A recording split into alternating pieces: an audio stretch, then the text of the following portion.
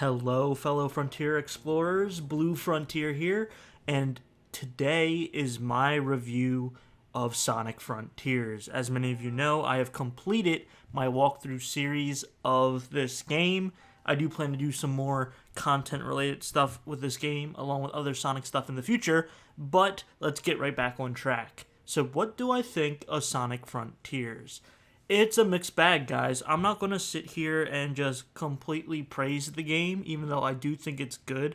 I'm not going to sit here and look blindly away from the problems that this game does have. With that being said, let's get into it. So, the first thing I want to praise this game for is the soundtrack. Not the sound design, but the soundtrack. They put out a banger, and normally they do for Sonic games, but we've seen more of weaker soundtracks from the previous Sonic titles in the few years, but this one is really good. They got the lead singer from Sleeping with Sirens to do most of the tracks for the bosses, I believe, and they just have some really good themes. The Vandalize song is really, really good. That's not from Sleeping with Sirens. That's from another band that's escaping me right now. I believe it's like One OK Rock. That's it. So yeah, when it comes to actual songs, it does not miss. 10 out of 10 for Sonic Frontiers. However, a weak point I think would be the sound design. And what do I mean by that? So besides the songs, when you're just in the open zone world, the sounds and the music that plays is kind of boring. Now, this might get some people who are watching upset, but I think it is fair to compare Sonic Frontiers to Breath of the Wild because a lot of open world games are inspired by what Breath of the Wild did. Breath of the Wild's music, just when you're playing the game, the symphonies, the changes of the tones and music, is absolutely phenomenal. And you can really recognize a lot of Breath of the Wild's track. However, for Sonic Frontiers, that's not really the case. They have like a battle theme and then just the generic theme for that island that you're running across. And it's not bad by any means necessary, but it's not enough to really captivate you or immerse you into the world, on top of just hearing a bunch of rings, springs, and that nature as well. It just kind of takes away from the overall experience. Later in the game, after I heard the track enough times on loop, I kind of just put on YouTube and was listening to podcasts and stuff when I wasn't activating cutscenes and stuff like that in this game. And I want to be completely honest, it really does miss the mark here. It's not terrible by any means necessary, but it's not anything remarkable either. So I'm going to have to give the sound design a 5 out of 10. Speaking of the story, let's go ahead and tackle that one real quick. I am like pondering in my head where I want to put the story, because on one aspect, it's way better than a lot of the Sonic stories from the previous Sonic games in the last decade. I think Sonic Adventure 2 probably had, even though it wasn't even a great story, probably one of the best Sonic stories, and then from there on, it kind of all went in different directions. So, in that regard, it's one of the better Sonic stories, I think. There's things that I didn't really like about it. I feel like there was some context that was missing. I feel like there's still a lot of questions about the Ancients, why they look like chaos, and what really happened to their world. We got a little bit of that, but not enough. Maybe we'll see more of that in the future if they plan to do more Sonic Frontiers sequels. Also, we're getting more DLC later down the road, which includes more story, so maybe we'll get some of that there too. I don't really know. So that's the kind of thing that I was kind of like, a little bit iffy on, along with Dr. Eggman, who didn't really show up at all, except for like a few cutscenes in this game.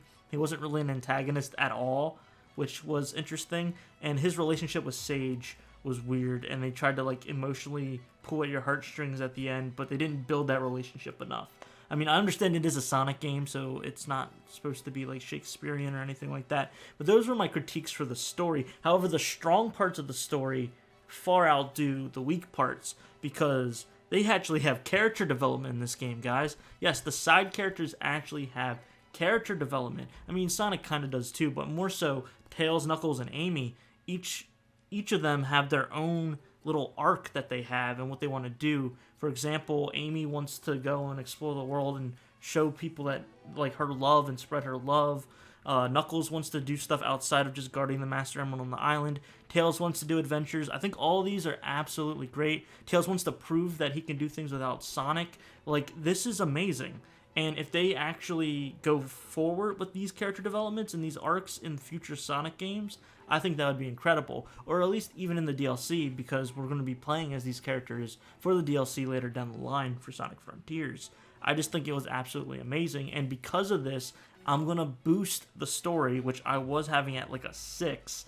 But because of this character development, because of the things that they did with Tails, Knuckles, and Amy, I'm going to bump it up to like a 7. It's still not nearly as good as I would like it to be. Like I said, there were some things with the Ancients and with Dr. Eggman and stuff I didn't really like. But besides that, a very solid story.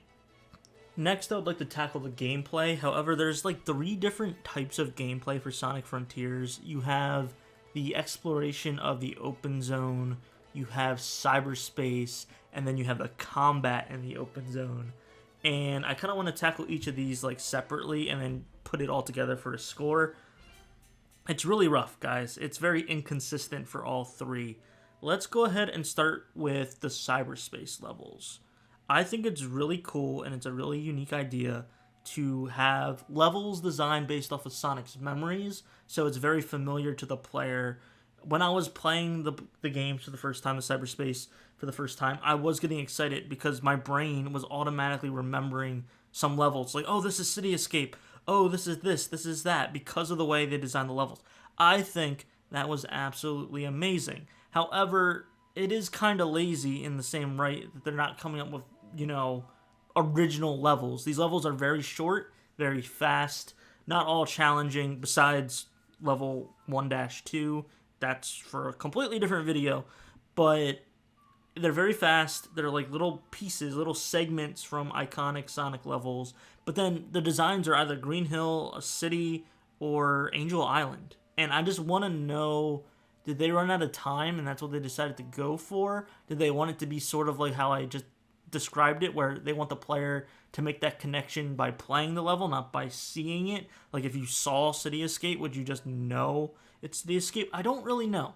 And if it was just on that alone, I could forgive it. But the problem with the cyberspace levels is the controls. The controls and settings that you do for Sonic, for those of you unaware, if you go to the start menu and go options, you can actually change like Sonic's top speed, acceleration, stuff like that. None of that matters for cyberspace.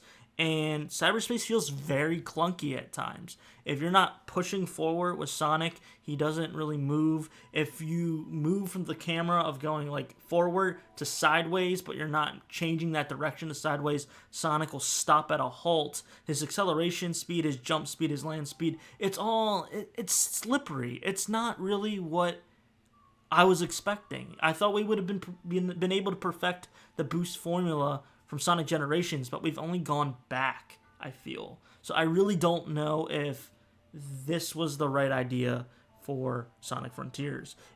Giving the cyberspace portion only of the gameplay, I'm going to have to give it a 4 out of 10, guys. It's much to be desired. Nostalgia does help it, but it's lazy in design, and it's also really bad at controls. Okay, it's time to talk about the meat and potatoes, what really sold Sonic Frontiers as the revolutionary new era of Sonic, and that's the open zone exploration.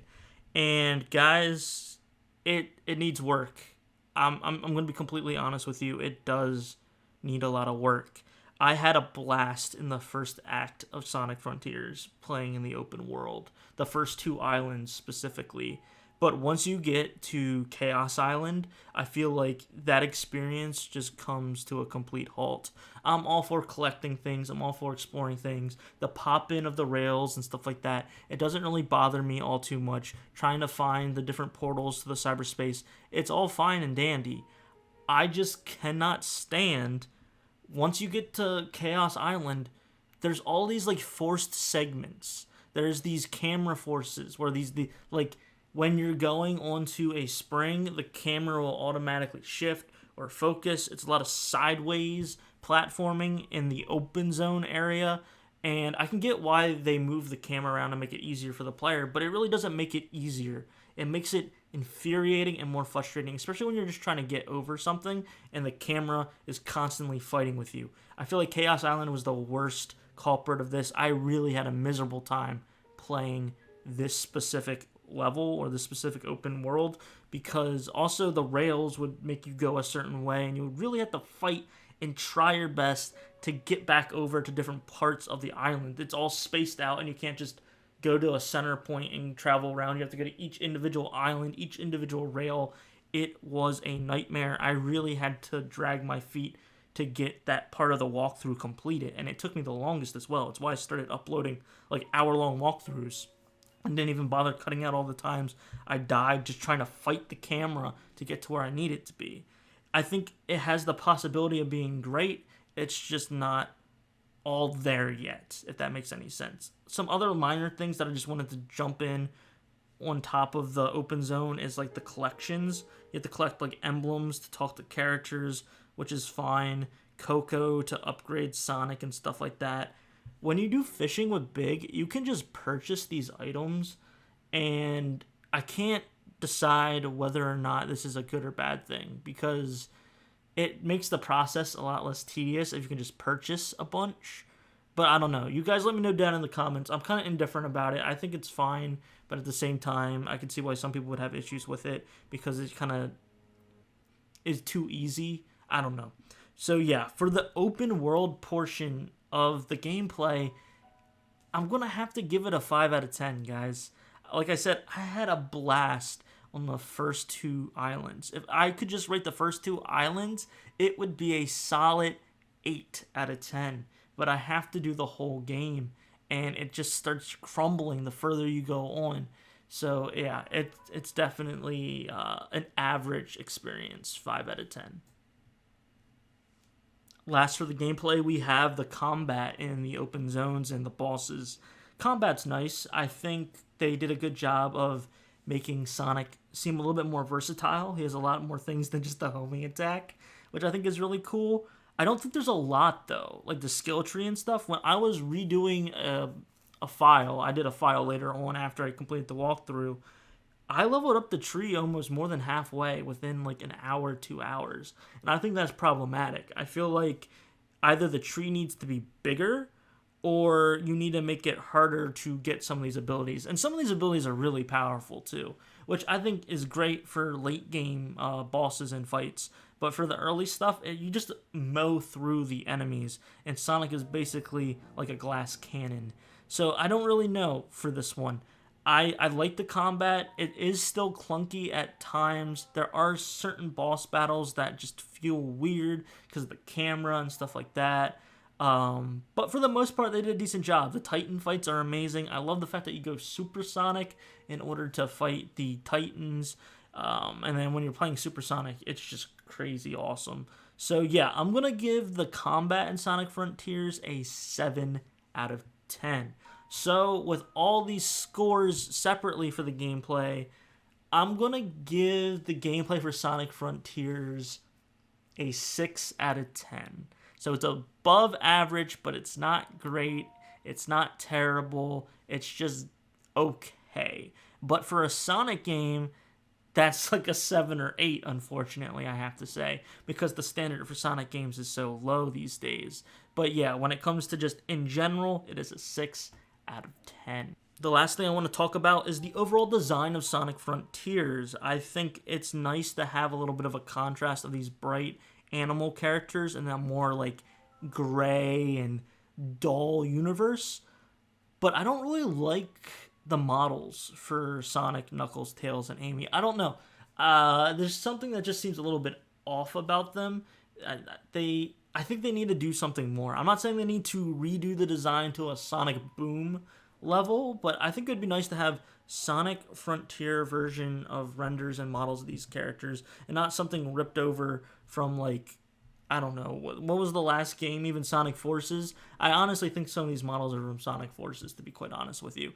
There's something about Sonic, especially, the way his head connects to his body. To me, it just doesn't look right in certain angles and stuff. And then voice acting. Voice acting was good. I believe Tails and Amy's voice actors really did an interesting job. They sound very alike in that regard, but they're not as annoying as their previous performances. I don't know if they're the same voice actors or not. I'm not even going to look that up. I'm too lazy. But yeah, the voice performances were great. Sonic's voice was a little bit deeper than usual, which was kind of off-putting for me, but it was okay. It was fine. Eggman, of course, was fantastic. So yeah, I can't really complain about the performances. So the performances I would give a 8 or 9 out of 10. But when it comes to like the design and model of the characters, 6 or 7. Like, it's just, to me, it's not enough. Let's push it, guys. Let's push it and give us something amazing. This might be a hot take, but I really enjoyed the models for Sonic 06. I really liked how those characters looked. And if we could do something, maybe not like that specifically, but similar, that'd be really cool. So yeah, overall, I guess it's time to rank Sonic Frontiers as a whole. Remember, this is just my opinion, my personal review. If you love the game, you're more than welcome to disagree. If you hate the game, you're more than welcome to disagree. But we can still be civilized about it. I think that Sonic Frontiers as a whole deserves a B ranking. And that's the video. I hope you guys enjoyed. Be sure to like the video if you did and subscribe to keep up with more Sonic content. I'm Blue Frontier, and I hope you have a good one.